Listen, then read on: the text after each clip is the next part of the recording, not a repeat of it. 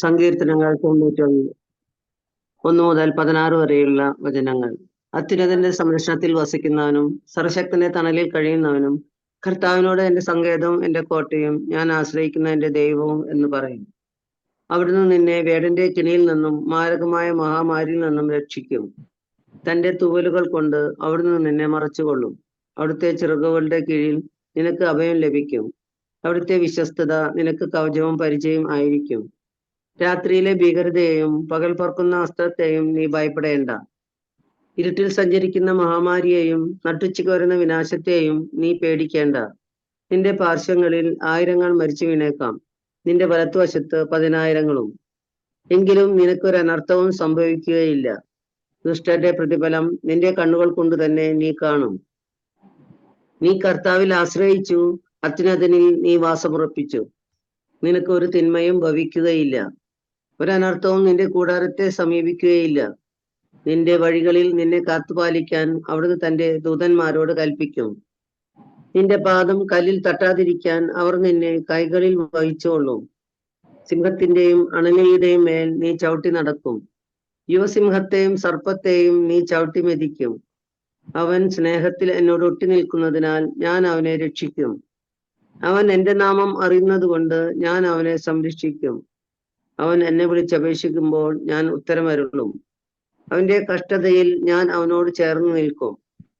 ഞാൻ അവനെ മോചിപ്പിക്കുകയും മോത്തപ്പെടുത്തുകയും ചെയ്യും.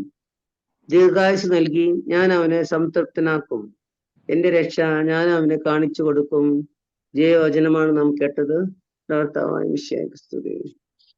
നമ്മുടെ കർത്താവായ മിശിഹായ്ക്ക് സ്തുതി. അവൻ എന്നോട് സ്നേഹത്തിൽ ഒട്ടി നിൽക്കുന്നതിന് ഞാൻ അവനെ സംരക്ഷിക്കും. അതുപോലെ തന്നെ ഈശോ പറയുന്നൊരു വചനഭാഗമാണ്, കഷ്ടതയിൽ എന്ത് ചെയ്യുന്ന പറഞ്ഞിരിക്കുന്നത്, ഞാൻ അവനോട് അവനോട് ചേർന്നിരിക്കും. അപ്പോ ദൈവത്തോട് ചേർന്ന് നിൽക്കുന്നവനെ സഹായിക്കേണ്ട എല്ലാ ഉത്തരവാദിത്തവും ആർക്കാണ്? ദൈവത്തിന് തന്നെയാണ്, അല്ലെ? പലപ്പോഴും മനുഷ്യരുടെ ചിന്തകളിലെ ജീവിതങ്ങളിൽ ഒത്തിരി ദൈവത്തോട് ചേർന്നിരിക്കുന്ന ഒരുപാട് മനുഷ്യര്, നമ്മള് വിശുദ്ധരുടെ ജീവിതം തന്നെ ഒത്തിരി ഉണ്ടല്ലേ. പ്രത്യേകിച്ച് ദൈവത്തോട് ചേർന്നിരുന്ന ഒരു വ്യക്തിയായിരുന്നു ആര്? പരിശുദ്ധ അമ്മ മറിയം, അല്ലെ?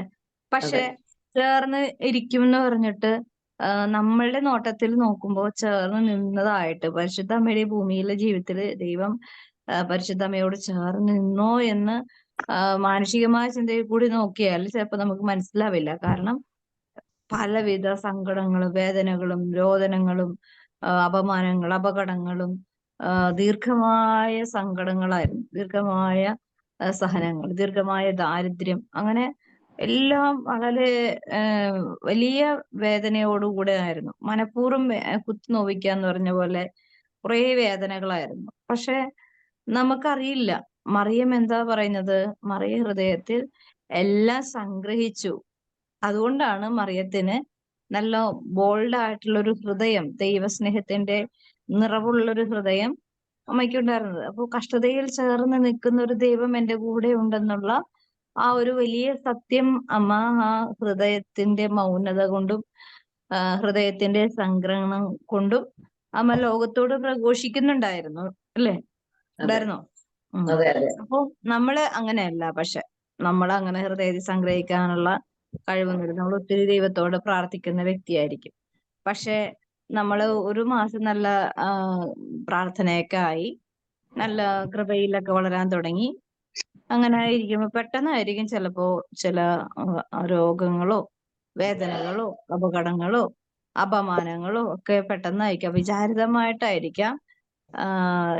അവിചാരിതമായിട്ടെന്ന പോലെ വിശ്വാസത്തെ പരീക്ഷിക്കുവാൻ വേണ്ടി ചില കാര്യങ്ങൾ നമ്മുടെ ജീവിതത്തിലേക്ക് കടന്നു വരുമ്പോൾ നമ്മൾക്ക് അന്ന് വരെ ഉണ്ടായ ദൈവസ്നേഹത്തിന്റെ മേല് ഒരു ചാഞ്ചല്യ ബോധം അല്ലെങ്കിൽ ചഞ്ചലത ഉണ്ടാകാൻ സാധ്യതയുണ്ടാക്കുന്ന ചിന്തകള് പിശാച് കൊണ്ടൊന്ന് തലയിൽ വെക്കും, അല്ലെ? നമ്മള് തലയിൽ വെച്ചില്ലെങ്കിലും ലോകം കൊണ്ടുവന്ന് തരും. അതും പറഞ്ഞായിരിക്കും, നീ ഇത്രയും പ്രാർത്ഥിച്ചിട്ട് ദൈവം നിന്നെ കൈവിട്ട് കളഞ്ഞല്ലോ, നീ ഇത്രമാത്രം മറ്റുള്ളവർക്ക് വേണ്ടി സഹായിച്ചിട്ട്, മറ്റുള്ളവർക്ക് വേണ്ടി ജീവിച്ചിട്ട്, മറ്റുള്ളവർക്ക് വേണ്ടി എത്രയോ നന്മകളാണ് നീ ചെയ്തത്, എന്നിട്ട് ദൈവം അതൊന്നും കണ്ടില്ലല്ലോ, നിന്നെ ഇങ്ങനെ വേദനിപ്പിക്കാൻ വേണ്ടി വിട്ടില്ലേ എന്നൊക്കെ ഇങ്ങനെ ചിലപ്പോ രോഗമായിരിക്കും, ദൈവത്തിന് അറിയാമല്ലോ നിന്റെ ദാരിദ്ര്യാവസ്ഥ, ദുരിതാവസ്ഥ, എന്നിട്ട് ദൈവം ഈ രോഗം തന്നല്ലോ. അങ്ങനെ കുറേ ആ വ്യക്തിയെ സംബന്ധിച്ച് എന്തെല്ലാം പ്രതിസന്ധികൾ തന്നാല് ആ വ്യക്തി വീഴാം എന്നുള്ളത് പിശാച് തരും. പക്ഷെ ആ വ്യക്തി എങ്ങനെയൊക്കെ നിലനിൽക്കാം എന്നുള്ള കൃപകള് ദൈവവും തരും, അല്ലേ? അപ്പൊ അതില് ഏത് സ്വീകരിക്കണം എന്നുള്ളത് ആരുടെ ഉത്തരവാദിത്വമാണ്? നമ്മളുടെ ഉത്തരവാദിത്വം. അത് ദൈവത്തിന്റെ ഉത്തരവാദിത്വമല്ല. എനിക്കിപ്പോ നമ്മൾക്ക് നല്ലൊരു വിശ്വാസം വന്നു, ഉടനെ തന്നെ പരീക്ഷണങ്ങൾ പ്രതീക്ഷിച്ചുകൊണ്ടിരിക്കണം. നമ്മൾ എന്തിനാ പഠിക്കണം? എന്തിനാ സ്കൂളിൽ പഠിക്കണം? എന്തിനാ കുട്ടികള് സമയങ്ങളില് പരീക്ഷണങ്ങളുണ്ട്. പഠിച്ചു കഴിഞ്ഞു, യൂണിറ്റ് ടെസ്റ്റ് ഉണ്ട്, അല്ലാത്ത ടെസ്റ്റ് ഉണ്ട്, ബോർഡ് എക്സാം ഉണ്ട്. ഓരോ എക്സാംസുകളും ഇങ്ങനെ ഓരോ സമയങ്ങളിൽ വന്നുകൊണ്ടിരിക്കും. അപ്പൊ ഇവര് പഠിച്ചോ ഇല്ലെന്നത് ക്ലിയർ ഔട്ട് ചെയ്യാൻ വേണ്ടിയും കൂടിയാണ് ഈ എക്സാമിനേഷൻ നടക്കുന്നത്, അല്ലെ? അല്ലെങ്കിൽ പിന്നെ എന്റെ ആവശ്യമുണ്ടോ? ഓരോ എക്സാമും ഇല്ലെങ്കിലും ട്യൂഷൻ ഉണ്ടെങ്കിൽ ട്യൂഷന്റെ അവിടെ ടെസ്റ്റ് പേപ്പർ ഇടും, സ്കൂളിലുണ്ടെങ്കിൽ ടെസ്റ്റ് പേപ്പർ ഇടും, യൂണിറ്റ് ടെസ്റ്റ് പേപ്പർ ഉണ്ട്, അല്ലാതെ ടെസ്റ്റ് ഉണ്ട്. അപ്പൊ എല്ലാ എക്സാമിനേഷൻസും എന്താണ്? പരീക്ഷണങ്ങളാണ്. എന്തിന്റെ? പഠിച്ച കാര്യങ്ങളില് എത്രത്തോളം മനസ്സിലായി, എത്രത്തോളം അത് ഗ്രഹിച്ചു, എത്രത്തോളം അതിനെ വൃത്തിയായി ബോധത്തോടുകൂടെ മനസ്സിലാക്കാൻ സാധിച്ചു എന്നുള്ളതാ. അപ്പൊ നമുക്ക് കർത്താവിനെ ഇങ്ങനെ സ്നേഹിച്ചു വരുമ്പോ പരീക്ഷണങ്ങൾ തരുന്ന ദൈവത്തോട് നമ്മൾ എന്തായിരിക്കണം? നല്ല ഫെയ്ത്ത്, നല്ല സ്ട്രോങ് ആകാൻ വേണ്ടിയുള്ള കാരണങ്ങളാണെന്ന് നമ്മള് മനസ്സിലാക്കണം. അല്ലെങ്കിൽ എന്ത് പറ്റും? പിശാച് ഉടനെ തന്നെ അവന്റെ പ്രലോഭകൻ വന്നിട്ട് നമ്മുടെ ചിന്തകളെ അവന്റെ കാര്യങ്ങളിലേക്ക് വിട്ടുവിടും.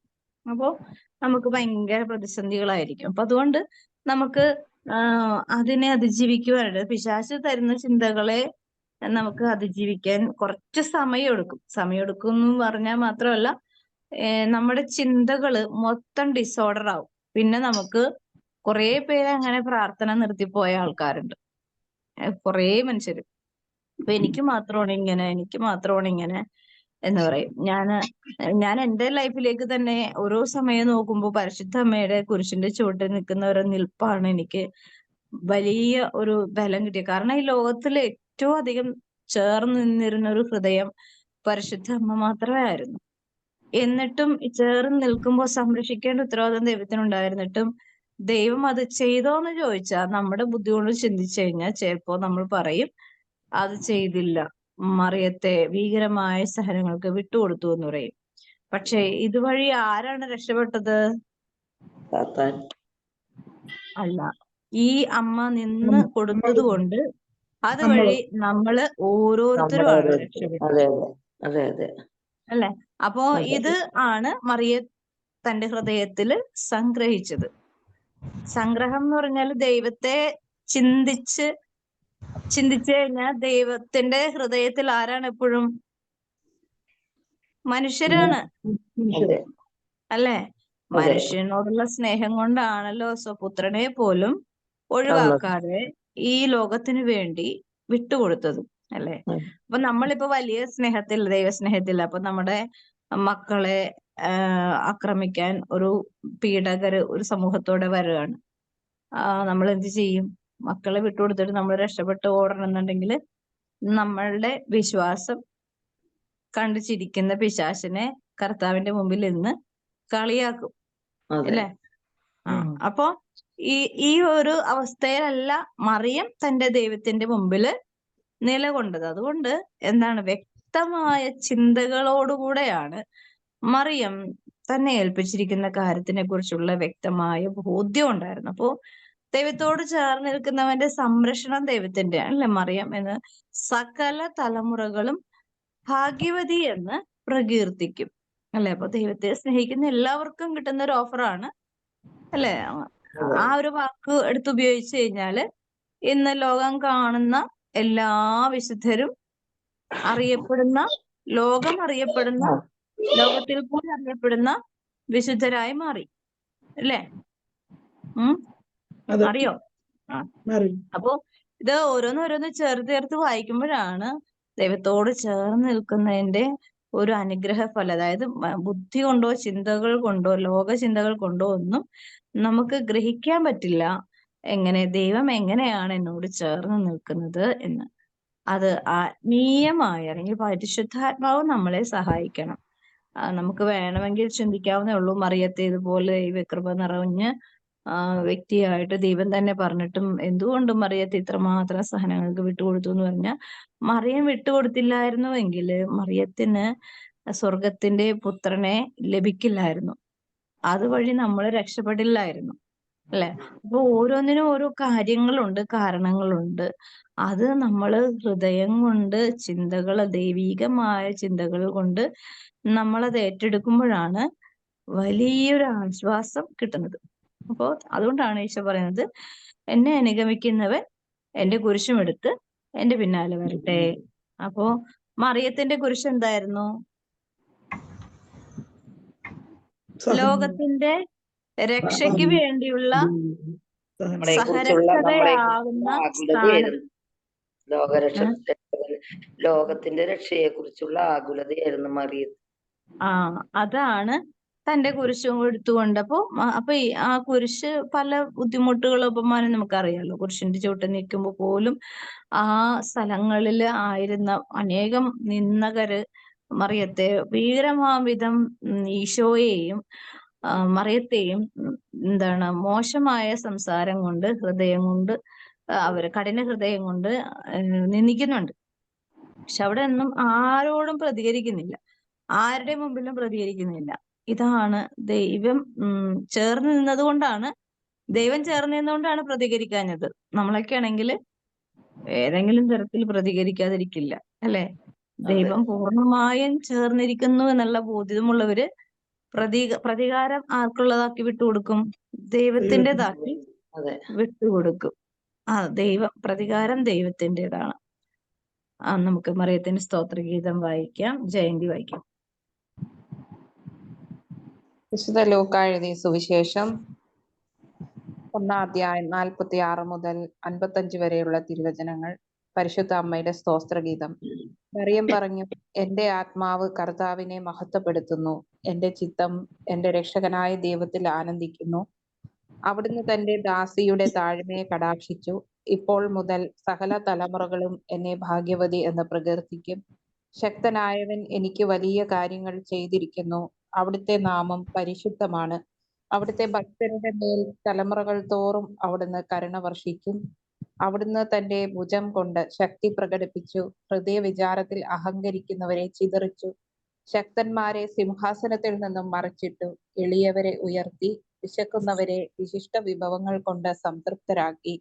സമ്പന്നരെ വെറുങ്കൈയോടെ പറഞ്ഞയച്ചു. തന്റെ കാരുണ്യം അനുസ്മരിച്ചുകൊണ്ട് അവിടുന്ന് തന്റെ ദാസനായ ഇസ്രായേലിനെ സഹായിച്ചു. നമ്മുടെ പിതാക്കന്മാരായ അബ്രാഹത്തോടും അവന്റെ സന്തതികളോടും എന്നേക്കുമായി ചെയ്ത വാഗ്ദാനം അനുസരിച്ചു തന്നെ. ദൈവവചനമാണ് നമ്മൾ കേട്ടത്. നമുക്ക് ദൈവത്തെ സ്തുതിക്കാം. മറിയം പറയാണ്, എന്റെ ഹൃദയം എന്റെ രക്ഷകനായ ദൈവത്തിൽ മാത്രം ആനന്ദിക്കുന്നു. അപ്പോ ഈ ആനന്ദം എന്ന് പറയുന്നത് മനുഷ്യന്റെ ഉള്ളിൽ നിന്ന് വരേണ്ടതല്ല, ദൈവത്തിന്റെ ഹൃദയത്തോട് ചേർന്നിരിക്കുമ്പോൾ മാത്രമേ ദൈവിക ആനന്ദം നമുക്ക് കിട്ടുള്ളൂ അല്ലെ? ഇപ്പൊ നമ്മൾ ഭയങ്കര പ്രാർത്ഥിക്കുന്ന ഒരു വ്യക്തിയാണ്, അല്ലെങ്കിൽ നല്ല തീക്ഷ്ണമതികളായ വ്യക്തികളാണ് ഏത് കാര്യത്തില്, ദൈവിക കാര്യത്തില്. പക്ഷെ ഇപ്പൊ നേരത്തെ പറഞ്ഞ പോലെ പെട്ടെന്ന് തന്നെ അവിചാരിതമായിട്ടെന്ന പോലെ പരീക്ഷണങ്ങൾ വരുമ്പോ ഈ തീക്ഷ്ണതയൊക്കെ എന്തായി മാറിക്കണം? കൂടുതൽ തീക്ഷ്ണതയോടുകൂടെ ആയിരിക്കണം. ഇല്ലെങ്കിൽ എന്ത് ചെയ്യും?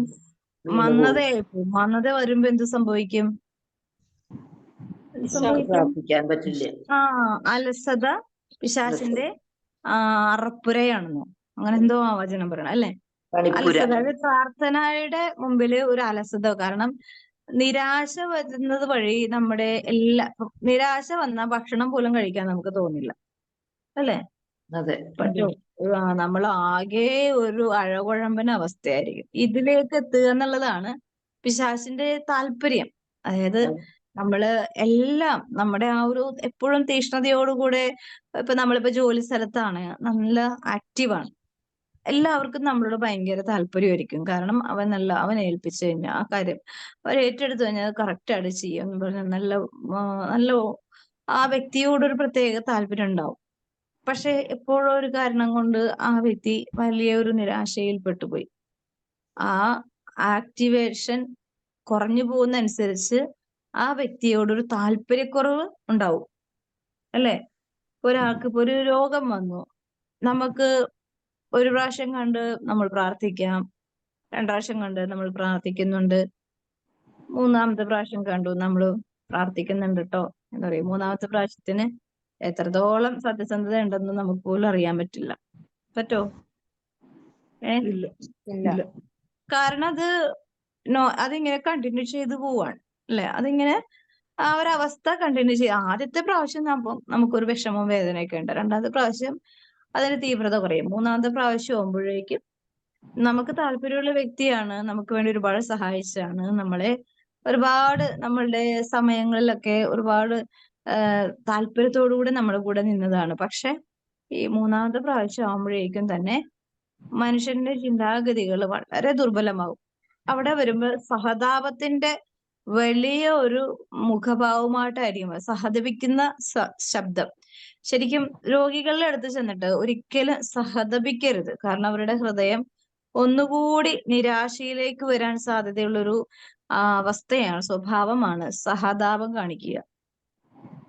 മനുഷ്യർക്കൊരു അതൊരു പൈശാചികതയെന്ന് എനിക്ക് തോന്നുന്നത്. കാരണം ഒരു മനുഷ്യന്റെ മുമ്പിൽ ആ വ്യക്തിയുടെ നിസ്സഹായതയുടെ മുമ്പിൽ ഇരുന്ന് സഹതപിക്കുമ്പോൾ ശരിക്കും ആ വ്യക്തിയെ കൂടുതൽ വേദനിപ്പിക്കാനിടയാകും. നമ്മൾ വിചാരിക്കും ഭയങ്കര നമുക്ക് സങ്കടമുണ്ട്, വേദനയുണ്ട്, പക്ഷെ ആ വ്യക്തിയോട് അത് പ്രകടിപ്പിക്കുമ്പോൾ അവര് അതിൽ ഒന്നാമത് അവര് വേദനിച്ചിരിക്കുകയാണ്.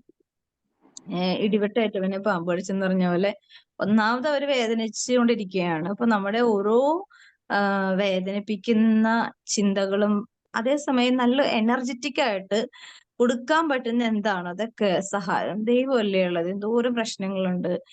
വിശുദ്ധ നമുക്ക് ക്രിസ്ത്യാനികളാണെങ്കിൽ നമുക്ക് ബൈബിളിലെ ഓരോ കാര്യങ്ങളും പറയാം, അല്ലെങ്കിൽ ലോകത്തിൽ നടന്ന സാക്ഷ്യങ്ങൾ പറയാം. അപ്പോ ഇവർക്കൊരു പ്രത്യാശയാണ് അവിടെ ഉള്ളത്. അപ്പൊ അവിടെ ഒരു രോഗിക്ക് സഹതാപം അല്ല വേണ്ടത്, അല്ലേ? ആണോ? അല്ല.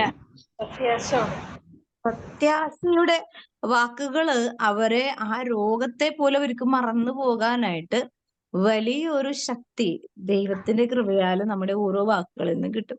ഇത് തന്നെയാണ് ഇത് കാരണം ലോകം മറിയത്തെ അങ്ങനെയൊന്നും സഹായിക്കില്ലെന്ന് മറിയത്തെ നന്നായിട്ട് അറിയാം.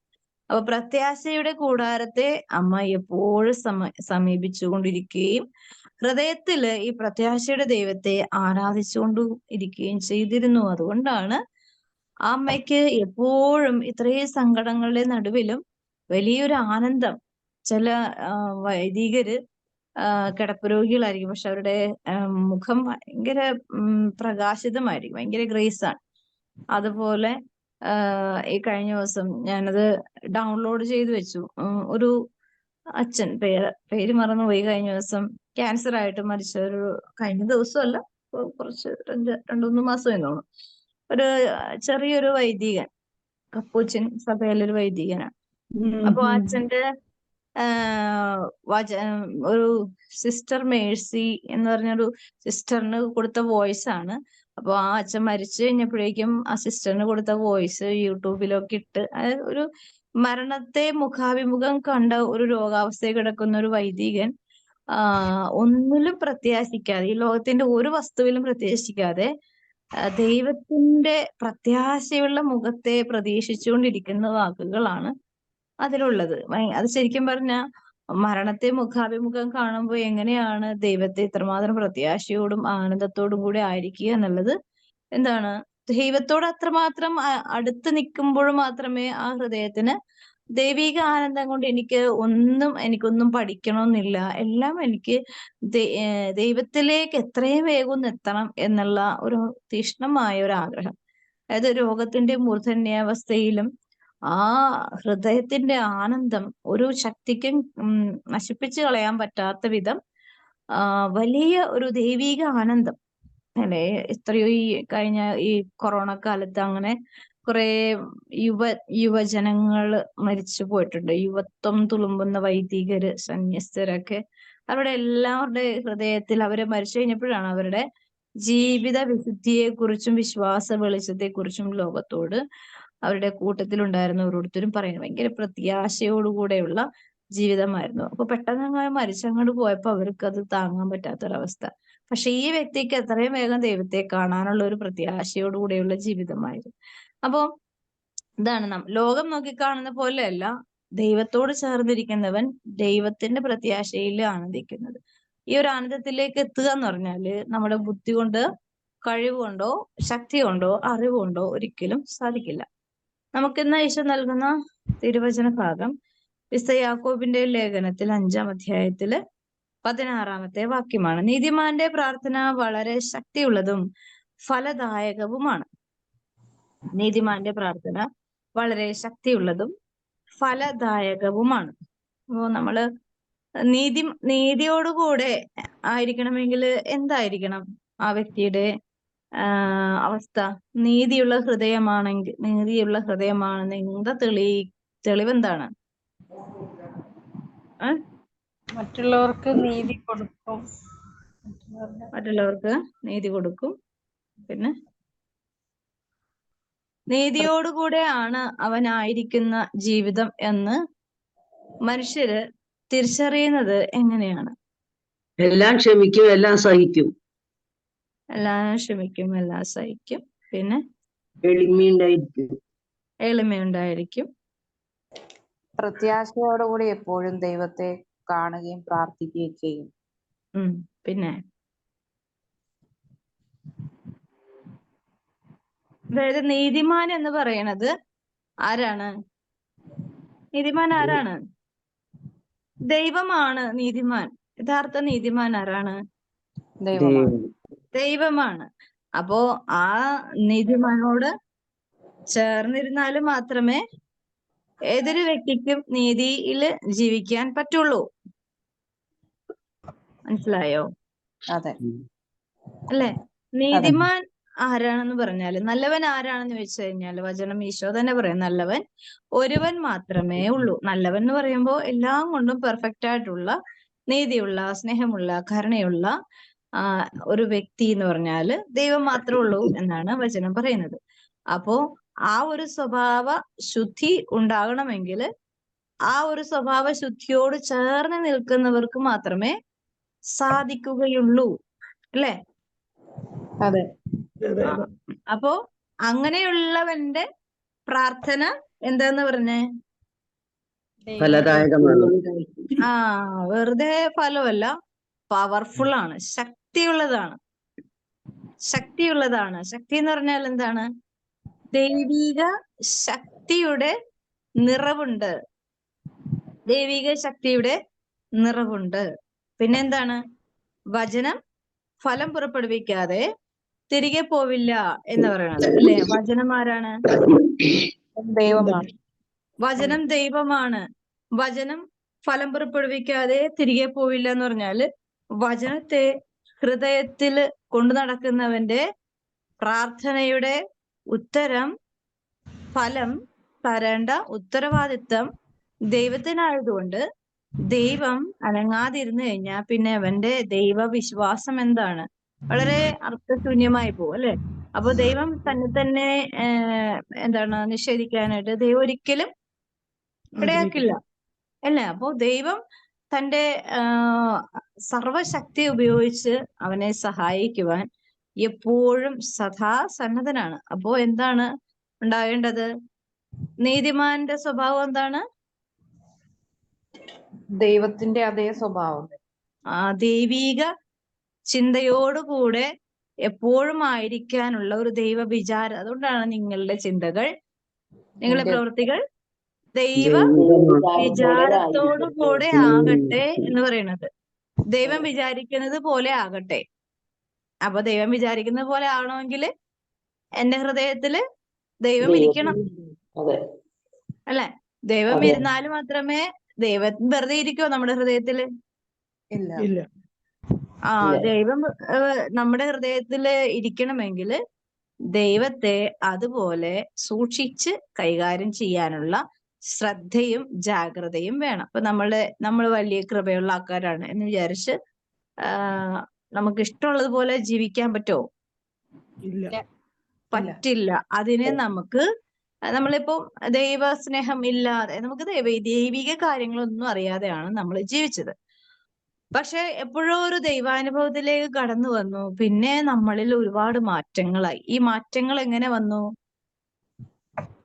ദൈവിക സാന്നിധ്യം നമ്മുടെ ഉള്ളിൽ വന്നതുകൊണ്ട്, ദൈവിക ചിന്ത എന്നെ ഭരിക്കാൻ തുടങ്ങിയപ്പോ എന്റെ ചിന്തയില് ദൈവം അത്രയും നാളും ഇന്നാക്റ്റീവ് ആയിരുന്നു. ദൈവിക ചിന്തയുടെ ഒരു എന്റെ ഹൃദയത്തില് വേര് പിടിച്ചു. ഹൃദയത്തിൽ നടക്കുന്ന പരിച്ഛേദനമാണ് യഥാർത്ഥ പരിച്ഛേദനം, വചനമാണ്. പിന്നെന്താണ്? നിന്റെ ഹൃദയം എവിടെയാണോ അവിടെയാണ് നിന്റെയും നിക്ഷേപം. ഇങ്ങനെ ഹൃദയവുമായിട്ട് ഒരുപാട് കാര്യങ്ങളുണ്ട്. അപ്പൊ ഈ ഹൃദയത്തില് ദൈവം സ്ഥിരപ്രതിഷ്ഠയ്ക്ക് വേണ്ടി നമ്മൾ അതിനു വേണ്ടി അധ്വാനിച്ചു കഴിഞ്ഞാൽ ദൈവം എന്തു ചെയ്യും? ആക്റ്റീവ് ആകാൻ തുടങ്ങും. പിന്നെ നമ്മൾ ചെയ്യുന്ന കാര്യങ്ങളെല്ലാം ദൈവം ചെയ്യിപ്പിക്കുന്നതാണ്, അല്ലേ?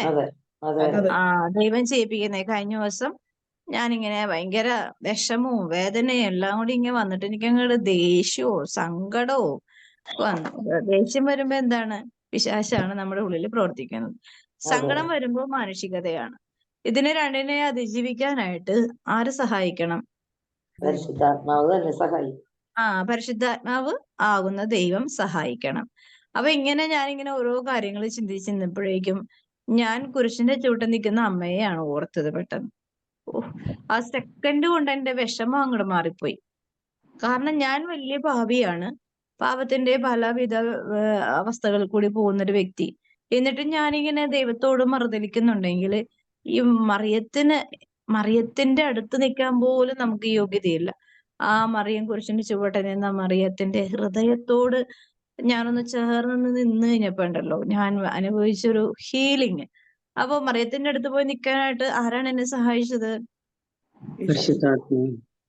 പരിശുദ്ധാത്മാവാകുന്ന ദൈവം, അല്ലേ?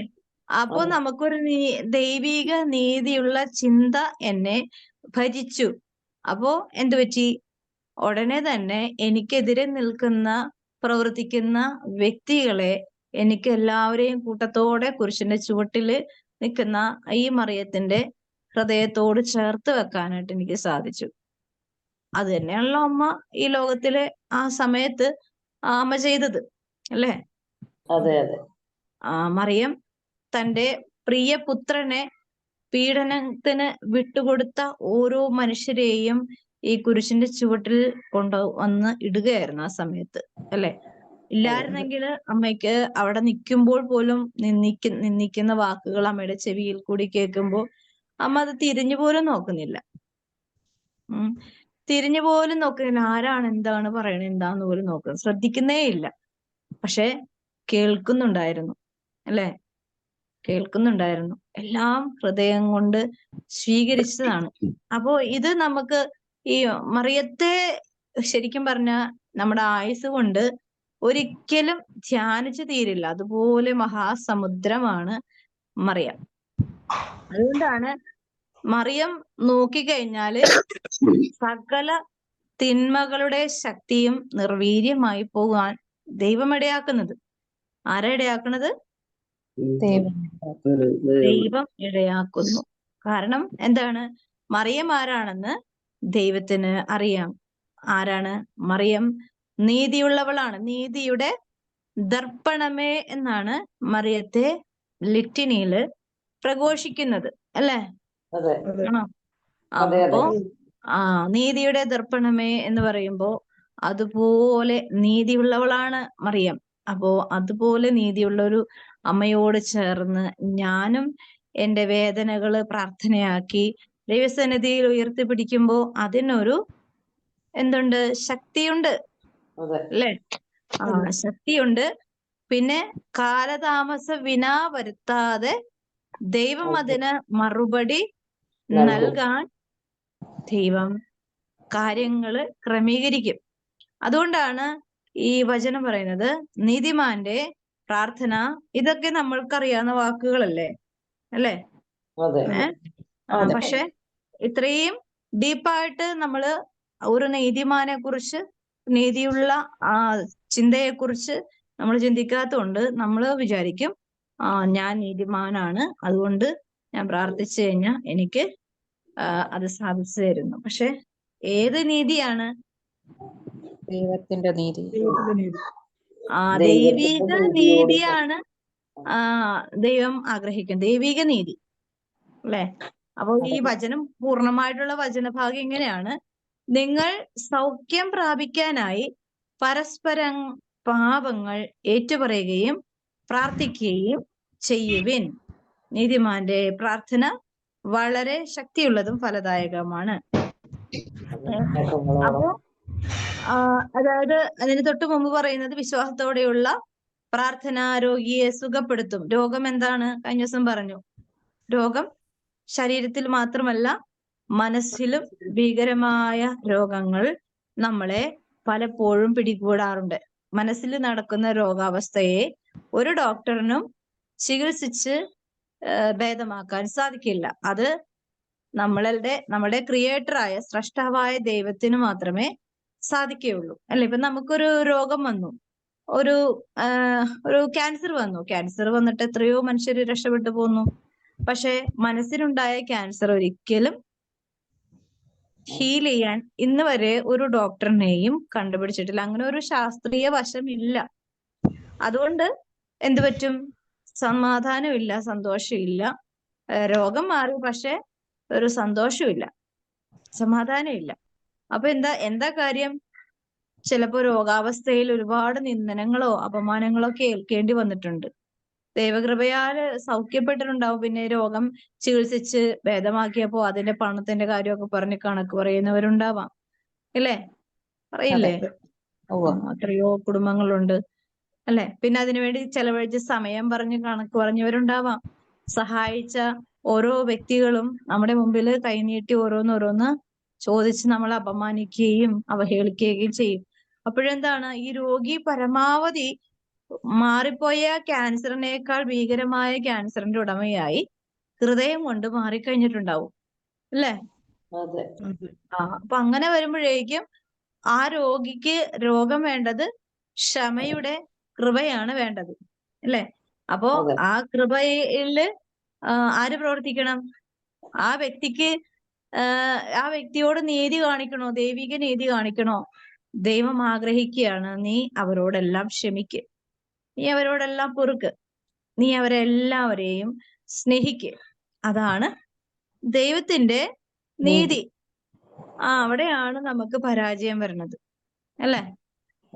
പറ്റുമോ? നമുക്ക് പെട്ടെന്നൊന്നും സാധിക്കില്ല. പച്ച മനുഷ്യർക്കൊന്നും സാധിക്കില്ല, അല്ലെ? അപ്പം ദൈവം ഈശോ തന്നെ പറയുന്നുണ്ട്, പച്ച മരത്തോട് ഇങ്ങനെ കാണിച്ചിരുന്നെങ്കിൽ ഉണക്ക മരത്തിനോട് എങ്ങനെ കാണിക്കുമെന്ന്. കാരണം എല്ലാം വ്യക്തമാണ്. ദൈവം നീതിമാനായിരുന്നു. പിന്നെ നമുക്കൊക്കെ നീതിയില്ലാത്ത നമ്മള് എങ്ങനെയാണ് ദുഷിച്ച ജീവിതം ജീവിക്കുന്നത്? നമുക്ക് എങ്ങനെയാണ് ഈ ഒരു കൃപയിലേക്ക് വരിക, അല്ലെ? അപ്പൊ അതുകൊണ്ട് പരിശുദ്ധനായ ദൈവത്തോട് ഇങ്ങനെ കാണിച്ചെങ്കിൽ ഒന്നും അറിയാതെ ജീവിതം നയിക്കുന്ന മനുഷ്യരെ എങ്ങനെയായിരിക്കും പിശാച് ഉപയോഗിക്കുന്നത്? അപ്പൊ അതുകൊണ്ട് ദൈവിക നീതിയിൽ ജീവിക്കണോ? ഈശോ പറഞ്ഞു, എന്താ കുരിശിൽ കിടന്നുകൊണ്ട് ഈശോ പറഞ്ഞത്? പിതാവേ, ഇവർ ചെയ്യുന്നത് എന്തെന്ന് ഇവർ അറിയുന്നില്ല, അതിനാൽ ഇവരോട് ക്ഷമിക്കണമേ. ഇതാണ് ഏറ്റവും വലിയ നീതിയുടെ, സ്നേഹത്തിന്റെ ഒരു പ്രാർത്ഥന, അല്ലേ? ഇതൊക്കെ നമ്മൾ പഠിക്കണമെങ്കിൽ ക്രിസ്ത്യാനിയായി ജീവിക്കണം. നമുക്ക് ക്രിസ്ത്യാനിയാകാൻ ഇനി ഒരു മാമോദിസയും കൂടി മുക്കേണ്ടി വരും നമ്മളെ, അല്ലേ? ആണോ? മുക്കേണ്ടി വരൂലേ? തോന്നുന്നുണ്ടോ? അതുകൊണ്ടാണ് നിക്കോദെമസിനോട് പറയുന്നത്, ഒരു പ്രാവശ്യവും കൂടി നീ ജനിക്കണം. എങ്ങനെ? അമ്മയുടെ ഉദരത്തിലേക്ക് ഇനിയും കയറാൻ പറ്റില്ലല്ലോ. എങ്ങനെയാണ്? ആത്മാവിനാലും ജലത്താലും വീണ്ടും ജനിക്കണം. വീണ്ടും ജനിക്കുക എന്നുള്ളത് ഒരു കൺവെർട്ടിങ്, അതായത് ഹിന്ദുവിൽ നിന്നും ക്രിസ്ത്യാനിയിലേക്ക് കൺവെർട്ട് ചെയ്യുന്നതല്ല, അല്ലെ, ജഡത്തിൽ നിന്നും ആത്മാവിലേക്ക് കൺവെർട്ട് ചെയ്യുക എന്നുള്ളതാണ് ക്രിസ്ത്യാനിയുടെ മാമോദിസ. ആണോ? അതെ. ഇതാണ് നീതിയുള്ള പ്രാർത്ഥന. അപ്പോഴാണ് നമ്മളുടെ നീതിയുള്ള പ്രാർത്ഥന നമ്മുടെ ഹൃദയത്തിൽ നിന്ന് ഇങ്ങനെ തികട്ടി വന്നത്.